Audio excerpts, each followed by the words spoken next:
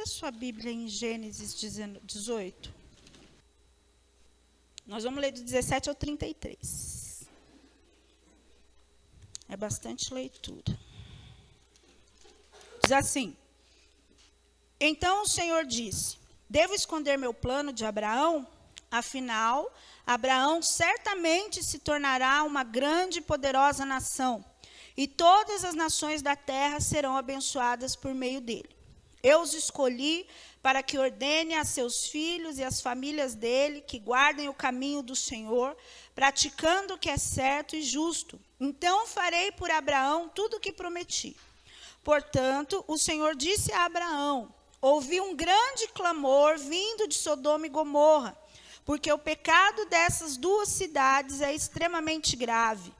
Descerei para investigar se seus atos são de fato tão perversos quanto tenho ouvido. Se não forem, quero saber. Os outros visitantes partiram para Sodoma, mas Abraão permaneceu diante do Senhor.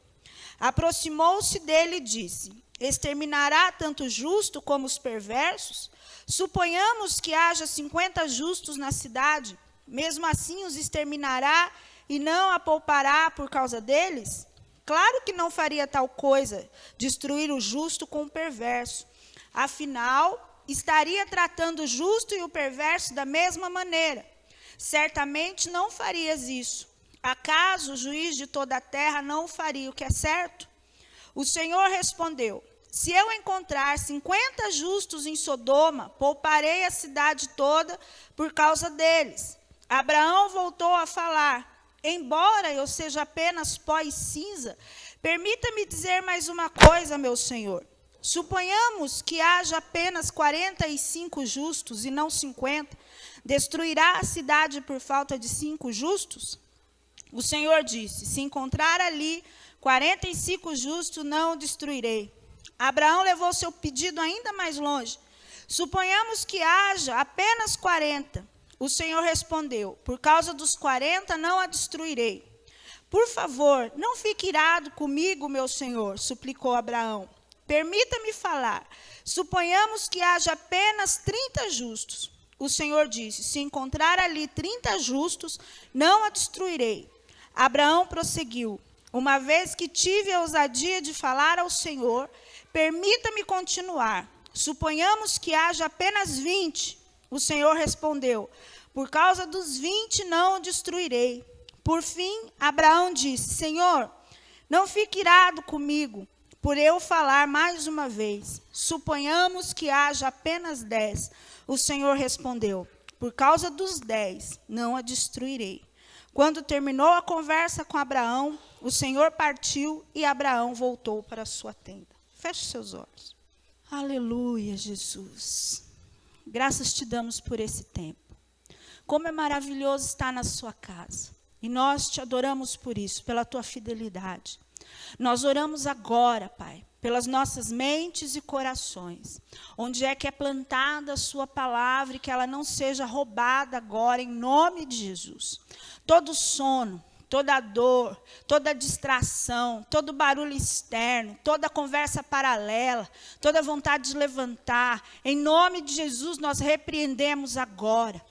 Clamamos que os seus anjos continuem acampados lá fora e que seja visível para quem passar. Fale conosco, fale dentro de nós. Esconda a sua palavra dentro de nós, para nós não pecarmos contra ti. Amém? Quando você lê Gênesis 17, 18 e 19, passa-se todo um fato. A Bíblia conta que 3 homens chegaram na tenda de Abraão e Sara estava lá no fundo cozinhando e tal. E esses homens, eles foram com 2 missões. Uma das missões era dizer para Abraão que a promessa seria cumprida. E a segunda missão era destruir Sodoma e Gomorra. E naquele momento, Sara deu uma risadinha. Um deles falou: Você está rindo do quê? Há alguma coisa impossível para mim? Você está achando que eu não posso fazer? Eu não sei, mas talvez se eu fosse Sara, eu também dava uma risadinha, já com 100 anos, né? Não sei, mas tudo bem. Cada um sabe de si. E aí, a Bíblia conta que Abraão logo foi fazer uma comida, né? Porque quando alguém vai na sua casa, você serve um café e tal. E aqueles 3 homens saíram, e 2 desses homens foram para Sodoma e Gomorra. E o terceiro homem era Deus. Diz a tradição que é Deus, e nós cremos nisso. E diz que o próprio Senhor ficou olhando para ele e disse assim: mas será que eu devia contar para Abraão que eu vou destruir Sodoma e Gomorra? E aí o próprio Deus fala assim: vou contar, porque ele vai ser pai de nações. Então ele deve saber que eu estou destruindo as nações por causa do pecado. E aí que Deus fala para ele assim: ó, me contaram que lá em Sodoma e Gomorra está uma bagunça e eu vou descer lá e vou matar todo mundo. Né? Se não for verdade, tudo bem, mas se for verdade, eu vou descer lá e vou matar todo mundo. E diz que Abraão, com certeza, lembrando do seu sobrinho, entrou na frente de Deus e disse assim: mas Senhor, e se tiver justo, o Senhor vai matar o justo com o injusto? E eles começam esse diálogo. E Deus fala não. E ele começa a barganhar. Só sei que esse diálogo termina em 10. E Deus aceita os 10 e vai embora e fala: não, se tiver 10 eu não mato. E vai embora. Eu fico pensando, por que Deus deu esse crédito a Abraão? Primeiro Deus pensou: falo para ele ou não? E depois Deus decide falar, porque ele seria o pai. Ele seria aquele que ia culminar na gente, ia terminar na gente. Termina em você, vai terminar no seu filho. Sabe lá, se Jesus voltar antes, nem no seu filho. Vai terminar na gente. E aí, eu me lembrei de Efésios 6. Efésios 6 diz o seguinte: fique na sua posição e revista-se com a couraça da justiça. Fique na sua posição e revista-se com a couraça da justiça. A Bíblia fala de 2 couraças. A primeira couraça é sobre o sacerdote. O sacerdote só podia entrar na presença de Deus com uma vestimenta. Se ele não tivesse vestido igualzinho Deus ordenou, ele morria. Então ele tinha uma couraça, ele tinha um peitoral, chamava-se. E nesse peitoral tinham-se 12 pedras. Em cada pedra tinha o nome de uma tribo. Diz a tradição judaica que também tinha o nome dos patriarcas em cada uma das pedras, dos 4. E quando alguém ia até o sacerdote e falava assim: escuta, eu tenho um problema, mas não podia ser um problema pessoal. Tipo, eu estou doente. Ele tinha que falar: fulano está doente. Ele nunca podia chegar no sacerdote e fazer um pedido pessoal. E aí diz a tradição que o sacerdote se virava, olhava para onde a arca estava e falava bem baixinho o que o homem tinha acabado de falar. E que aquelas pedras começavam a brilhar. E que cada vez que a pedra brilhava, era uma letra. E aí o sacerdote juntava as letras e sabia exatamente a resposta de Deus. Essa era a couraça. E dentro dessa couraça tinha um bolso que tinha urim e um turim, ou tumim, eu não lembro exatamente, que era onde eram as sortes que Deus falava.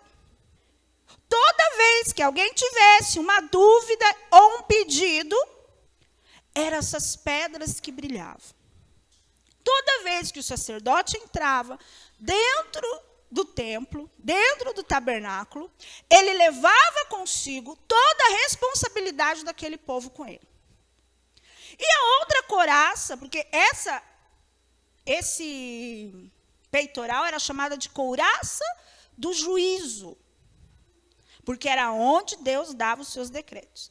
E aí Paulo vem e fala de uma couraça dos romanos, que é o ferro que protege todo o peito do soldado para que quando a lança vier, ele não morra.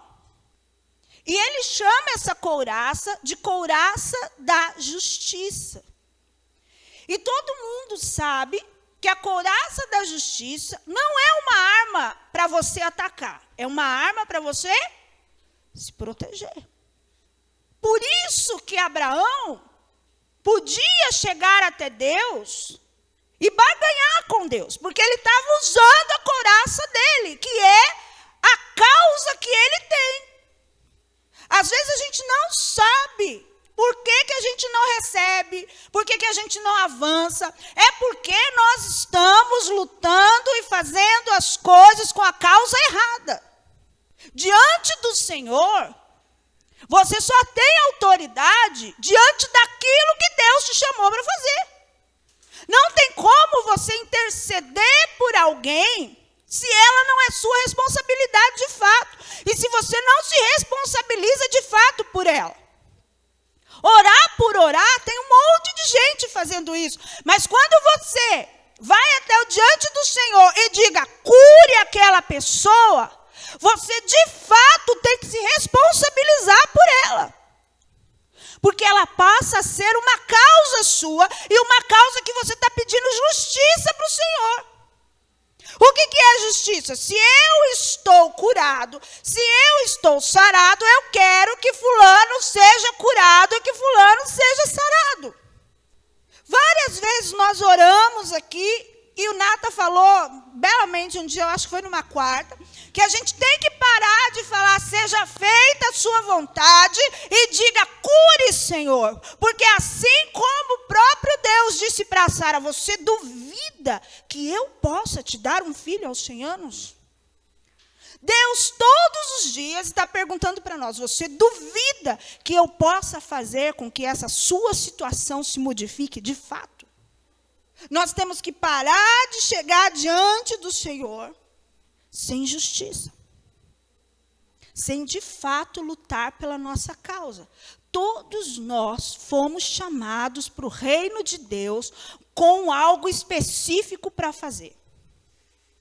Todos nós. Pode acontecer de ter gente morrendo por nossa causa.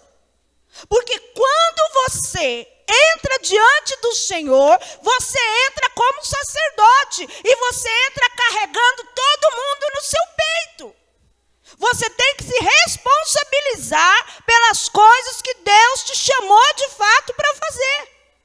Nada vai dar certo. Nós nunca vamos ser felizes de fato, completos de fato, quando Satanás chega a Deus e diga, veja Jó, o que Deus diz sobre Jó? Ele é um homem íntegro, ele é um homem inteiro. Quando Satanás nos acusa, o que Deus fala sobre nós? O que você está carregando no seu peito? Toda a sua história, tudo que você construiu ao longo dos anos, e aqui todo mundo já é de igreja, cresceu na igreja, viu milagre, não viu milagre, sei lá o que aconteceu ao longo do tempo. Tem uma história com Deus. O que você fez da sua história? Porque talvez a sua história hoje é a chave da prisão de alguém que se encontra indo para o inferno agora. E porque você não tem justiça e perdeu toda a autoridade, as pessoas estão se movimentando para o inferno.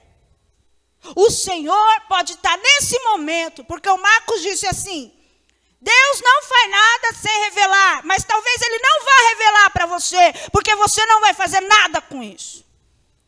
Talvez você não saiba o que vai acontecer, talvez você esteja perdido, porque Deus tem certeza que você não vai fazer nada com isso. Deus quer se movimentar. Deus quer que a gente entre na presença e na frente dEle com respeito, com autoridade, com temor e com tremor. O que é então? Para que você precisa de uma couraça se você não está na guerra? Para que você precisa de proteção se você não está na guerra, se você não está de fato lutando pelo Evangelho? Isso aqui que eu estou falando para você não é Evangelho. Isso aqui se chama discipulado, porque você já aceitou o Evangelho. E você está sentado aqui porque aceitou o Evangelho. É o que você faz lá fora e o que você leva na sua bagagem e o que você leva no seu peito, que é evangelho. É a responsabilidade que você tem diante dos homens de dizer a eles que Jesus Cristo é o Senhor. É muito difícil lidar quando as pessoas não tomam as suas posições. Quem está atrás morre, não é mais só você. Existe um monte de gente que não morreu ainda, porque você está orando por ela.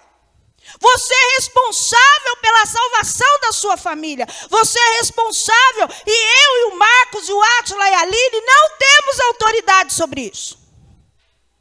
Não é a nossa couraça. Você é autoridade lá na sua casa. Você é autoridade diante dos seus amigos. Você é autoridade diante dos seus relacionamentos. Se você não pode entrar diante do Senhor com justiça, se você não toma a sua posição, você nos mata, você nos destrói, você põe a gente na linha de frente sem ser linha de frente. Isso aqui é um exército. Isso aqui é Deus nos chamando para tirar as pessoas da boca de Satanás. Não é brincadeirinha. Não é horário de ensaio. Não é, gente. É muito maior que isso. É você no seu lugar, aonde Deus de fato te chamou. Deus te deu uma autoridade e diante da sua vocação você tem essa autoridade. Eu estava pensando sobre isso esses dias e eu estava orando e me lembrando de alguns tempos e de alguns momentos. E eu pensei assim, eu tenho que retomar esse negócio aqui. Porque esse negócio aqui é o que Deus mandou fazer. Seja dentro, seja fora, seja onde for. O que Deus te chamou para fazer, você vai fazer dentro, você vai fazer fora, você vai fazer onde tiver que fazer. Porque é a sua responsabilidade. É o que Deus te chamou para fazer. Nós podemos interceder por você, mas nós não podemos fazer. O problema é que nós somos egoístas. Se a pessoa não quer, que se lasque. Nós não nos colocamos diante do Senhor para interceder por ela. Na verdade, parte de nós nem sabe o que está fazendo. Nem sabe para onde está indo. Eu lembro que a gente fazia as escolas aqui de discipulado, e uma das perguntas é: qual é a sua paixão? Quando você pensa no reino de Deus, no que você é apaixonado? E eu sempre disse, eu sou apaixonada pela juventude, eu me vejo com 80 anos, tentando salvar a juventude. Não é por isso que a minha casa é sempre atacada. Sempre atacada. Na juventude da minha casa. Mas eu não aceito. E eu tenho autoridade para ir lá e dizer para o Senhor, eu não aceito, Senhor. Eu não aceito. Você sabe para onde você está indo? Você sabe qual é a responsabilidade que Deus te deu para fazer? Você está fazendo com excelência a ponto de enfrentar Deus? Quem é o maluco que entra na frente de Deus e diz, não, Deus, não. Deus está esperando só que você tome a sua posição. Eu acho que eu li no WhatsApp do Johnny.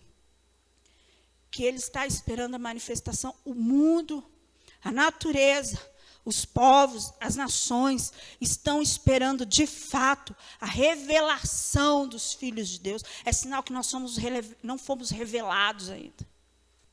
São muitos dizendo que são e ninguém tomando posição. Muita gente enchendo o saco. Muita gente pedindo oração e não se levantando em oração.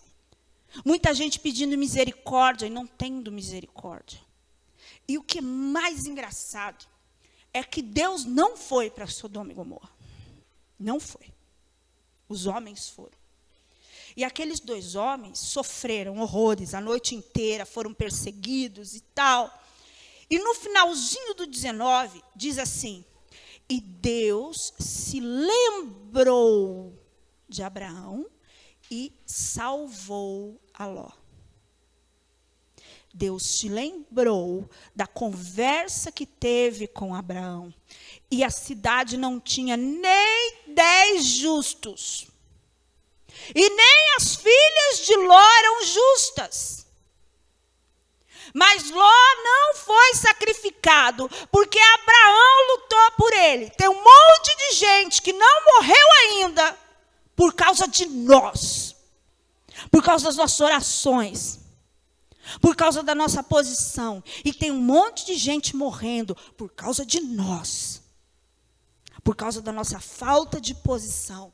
Não se toma decisões sem o aval de Deus. Não se toma decisões. Primeiro nós perguntamos e esperamos resposta, depois nós fazemos. Porque senão, todos sofrem as consequências. Parte de nós só está em pé, porque talvez há 30 anos atrás, alguém se levantou em oração. Parte da nossa família só está viva porque nós tomamos posição. Nós temos que tomar autoridade na nossa casa, no nosso trabalho, na rua em que moramos, no comércio que frequentamos, nos lugares aonde passamos, porque essa é a nossa causa. Você tem que tomar a sua posição no reino de Deus. Você tem que vestir as vestes certas na presença do Senhor. E você tem que trazer justiça para essa terra. Não adianta. Nada do que fazemos, nenhum evento, nada, se nós não estivermos na posição correta, porque é o único lugar que você tem de fato autoridade, é no lugar aonde Deus te colocou para ficar. Fulano não escuta, nada vai para frente, tudo que eu faço não anda, estou paralisado, nosso louvor está horrível, a pregação está cansativa, eu estou com sono, não quero ir para a igreja, falta de posição. Porque quem está no lugar certo e clama por justiça, não morre, não desanima, não desfalece. Ele simplesmente caminha junto com o Senhor. E toda vez que tem perigo, ele entra na frente do Senhor e intercede pela situação. Se você está no lugar certo, não tem por que dar errado. Não tem.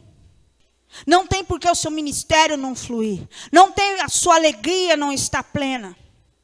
Se a alegria do Senhor é a nossa força, imagine a alegria do Senhor dentro de nós. Não tem como você ser mal-humorado. Não tem como você ser cansativo. Não tem como você tratar mal o irmão. Não existe a possibilidade, meu irmão.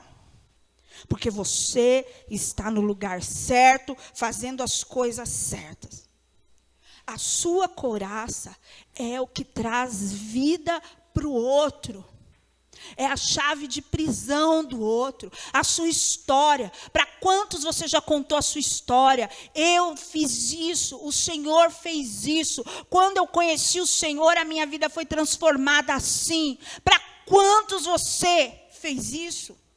Eu não lembro onde a gente conversava sobre isso. Quando a pessoa vem e fala para você assim, escuta, eu estou passando por isso, e você fala, já passei por isso, eu sei como fazer. É isso que Deus quer de você. Deus quer pegar toda a sua trajetória com Ele e fazer com que isso seja chave para tirar as pessoas da prisão, do inferno, do vício, da morte. Mas nós estamos querendo essa vidinha religiosa, medíocre, cansativa, cansa os ossos, cansa o coração, faz com que você passe a reclamar da liturgia, faz com que você passe a reclamar do som, faz com que você faça a reclamar da mesa, faz com que você faça a reclamar da rua, faça com que você faça a reclamar de tudo, menos fazer alguma coisa para de fato aquilo melhorar. Deus não gosta de gente reclamona. Porque Ele diz que murmurador não vai para o reino. Se não vai para o reino, Ele não quer junto. Nós só fazemos reclamar, reclamar, reclamar e não caminhar. e não avançar, e só perder, porque de fato alguns de nós estão fora da posição. Estamos fora dos lugares onde Deus falou que era para a gente ficar. Nós não temos autoridade, porque estamos no lugar errado, fazendo coisas erradas. Sabe? Eu escutei um pastor falar assim, às vezes vem alguém e fala assim para você, que Deus vai te curar. E você fala, mas eu não estou doente. Mas por quantas curas você orou? Quem foi que pediu? Foi você. Então tem muita gente recebendo profecias e bênçãos, porque você se colocou como intercessor. Se você está no lugar certo, todos os outros vão receber de Deus. Todos os outros que estão atrás de você, porque você não é sozinho no reino de Deus. Você é extremamente responsável pela saúde dos outros, tanto a emocional, a mental, a espiritual. Gente que vem conversar com você, e você tem tanta autoridade naquela situação, e ela se vê limpa, e ela fala, sim, sim, Deus pode. Sim, eu posso. Se toda vez que você olhar para o Senhor e falar baixinho, as pedras vão brilhar. Não tem como. Porque para aquilo que Jesus te chamou, Ele te autorizou. A nossa casa é responsabilidade nossa. Os irmãos apoiam em oração, mas quem chega lá meter no pé é a gente. A juventude é minha causa, é minha responsabilidade. E eu não posso esperar ninguém para buscar a salvação delas. Eu não sei o que Deus colocou para você. Eu só sei que se você estiver na posição certa, o Senhor vai suprir todas as suas necessidades. Ele vai te restaurar em todos os momentos de fraqueza. O que você tem que parar é de reclamar. E de achar que tudo é difícil, que tudo é conturbado, que Deus não está respondendo. Nós precisamos ter em mente aonde estamos de fato. É por isso que não temos proteção. É por isso que todo tempo somos atacados, alguns de nós ficam pelo caminho, e a gente tem que carregar, e outros a gente tem que carregar, e outros morrem pelo caminho, porque não há proteção. Não há proteção. O Senhor olhou para Abraão e se lembrou de Ló. Talvez você ainda esteja em pé porque Deus esteja se lembrando de alguém e não, de fato, pela sua autoridade, pela justiça que você traz no seu peito. O Senhor quer colocar autoridade, justiça e juízo em nós. Eu quero que você ore por justiça e por juízo, porque Deus nos deu autoridade. Se você está na sua causa, ore por justiça e por juízo. Se você não está na sua posição, leve as flechadas de Satanás até sucumbir e morrer. Porque você está completamente desautorizado de clamar por coisas que não são suas, que você não tem responsabilidade. Eu me lembro há muitos anos o Gil falava assim, se você não for orar, não comente. Se não é de sua obrigação, se não é da sua responsabilidade, e de fato você não vai pegar isso com braço forte, não comente, não fale, não faça. Se você não for sair daqui e ir lá se responsabilizar, não fale. Mas se você estiver na sua posição, este é o momento de nós pegarmos tudo de volta que deixamos para trás. É o momento de orarmos e de intercedermos por aqueles que foram ficando no meio do caminho. Os anjos estão indo lá destruir. Houve, naquele momento, já tinha uma sentença no céu. E Deus resolveu tirar Ló de lá de dentro e as suas filhas. Talvez nesse momento haja uma sentença do céu, da justiça de Deus nas nossas vidas. Haja uma sentença no céu na nossa família. Haja uma sentença no céu, mas o Senhor está esperando que de fato nos posicionemos e oremos até que Ele reverta a situação. Eu acredito nisso. Eu acredito que Deus, sim, está esperando que tomemos a nossa posição no reino de Deus. Como é difícil você ter que explicar para a pessoa que ela pode sim ir para o inferno.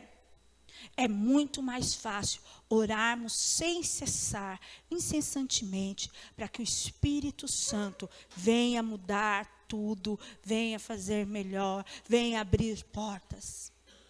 Eu escutei uma vez, acho que foi o Ariovaldo Ramos falando, você pede um emprego, você pede uma faculdade, você pede não sei o quê, você nunca pergunta, Senhor, onde de fato eu posso fazer a tua obra? Abra um espaço, um emprego em que eu vou poder proclamar o teu reino. Onde eu vou falar do seu amor e muitos serão salvos. Onde de fato, em qual escola, em qual faculdade, em qual curso eu vou entrar e vou proclamar o seu reino. Porque há diferença entre o ímpio e o justo e o injusto. Porque Deus disse aqui, não vou matar o justo com o injusto. Quem somos nós? O justo ou o injusto? Deus tem mais para nós. Eu não acredito, desculpa, que seja isso aqui só, tem mais. E eu quero tudo. Eu quero tudo que Deus tem. Eu quero que Ele derrame sem fim. Eu quero ficar na minha posição até Ele achar que eu posso ter muito dinheiro.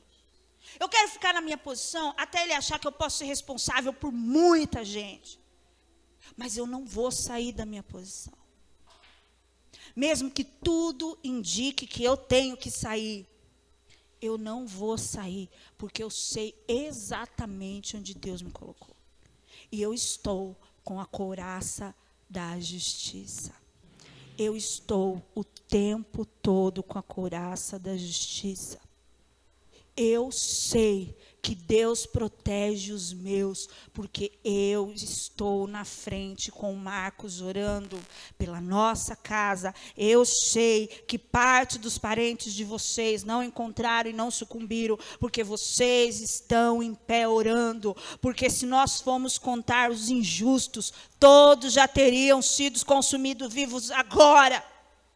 Olha lá na rua, você acha, olha na Cracolândia, o que é aquilo? Aquilo é consumido vivo.